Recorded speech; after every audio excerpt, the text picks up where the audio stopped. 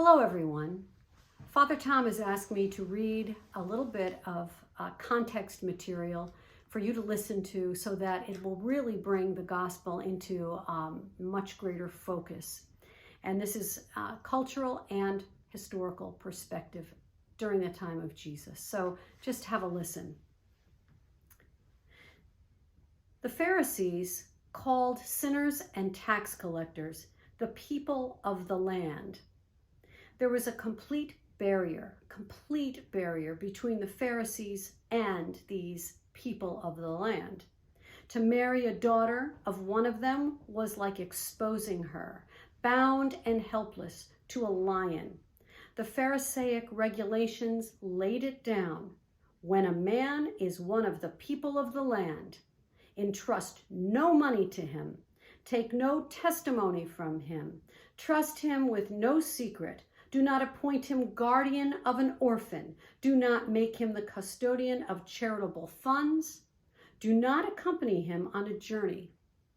A Pharisee was forbidden to be the guest of any such man or to have him as his guest.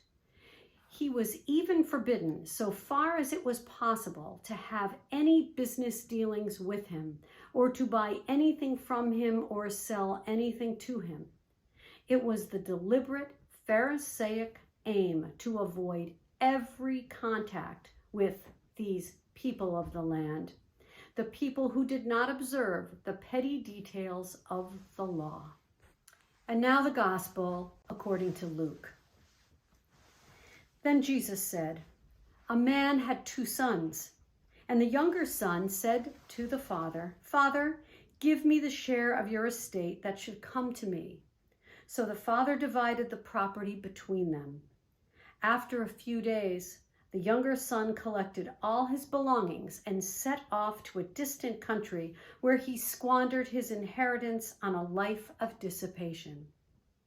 When he had freely spent everything, a severe famine struck that country and he found himself in dire need. So he hired himself out to one of the local citizens who sent him to his farm to tend the swine.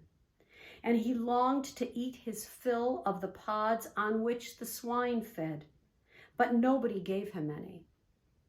Coming to his senses, he thought, 'How many of my father's hired workers have more than enough food to eat? But here I am, dying from hunger. I shall get up and go to my father, and I shall say to him, Father, I have sinned against heaven and against you. I no longer deserve to be called your son. Treat me as you would treat one of your hired workers.' So he got up and went back to his father. While he was still a long way off, his father caught sight of him and was filled with compassion. He ran to his son, embraced him, and kissed him.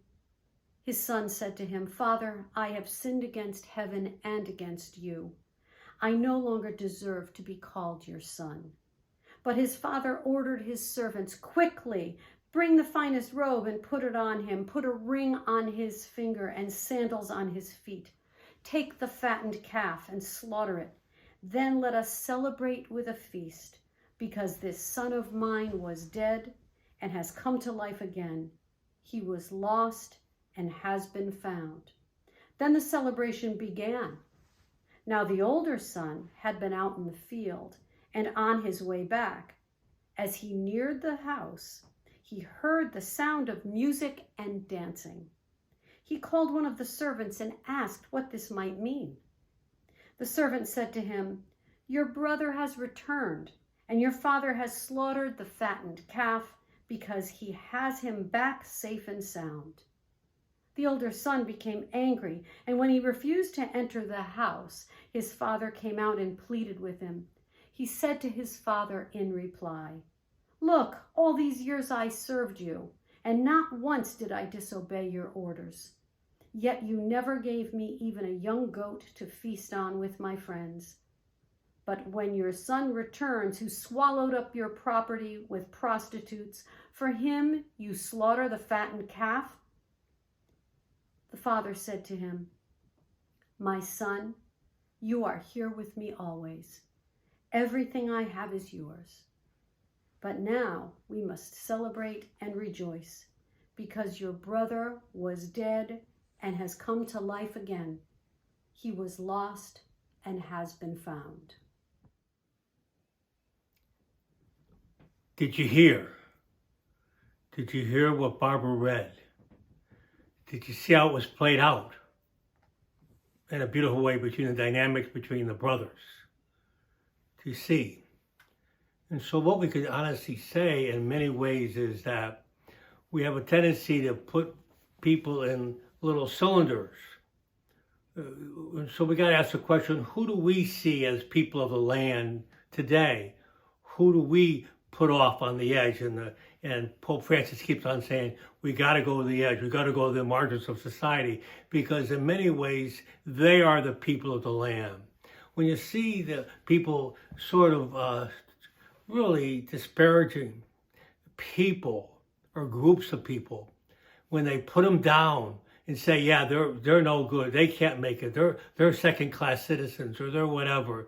Welcome to what you heard Barbara say about how they saw the tax collector and sinners, because they didn't fit in. They weren't fit in.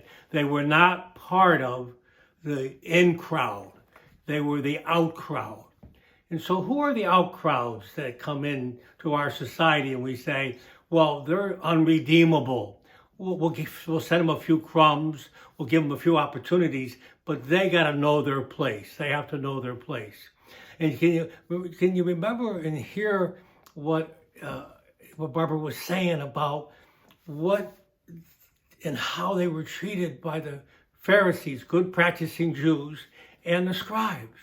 And that was part of the culture as well, because the culture was co-opted in that way.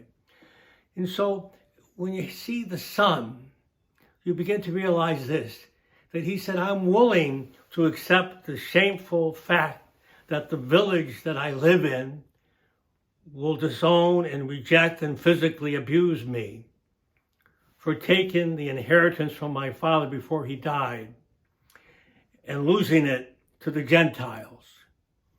So he said, I'm probably not going to be able to be brought back into that village. And if I come back into that village, they're going to treat me like the tax collector and sinner. They're going to torment me because of what I did to my father. They're not going to forgive me. They're not going to do whatever they're going to do. And so he was saying, well, the only way I could come back is say, Father, treat me as a hired worker. Treat me as the scum, the hired worker who could be fired anytime.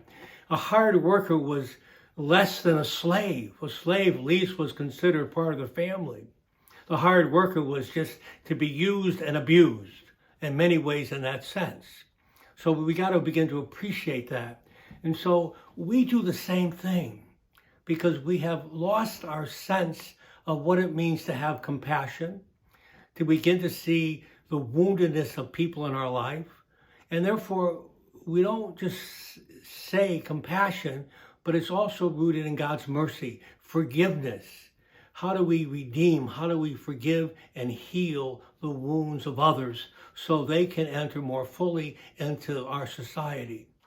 When we exclude, we put people on the margin, we are stabbing them. We are causing major wounds in their lives because we're saying to them, you're less than, you're no good, you don't deserve any of the benefits of our society.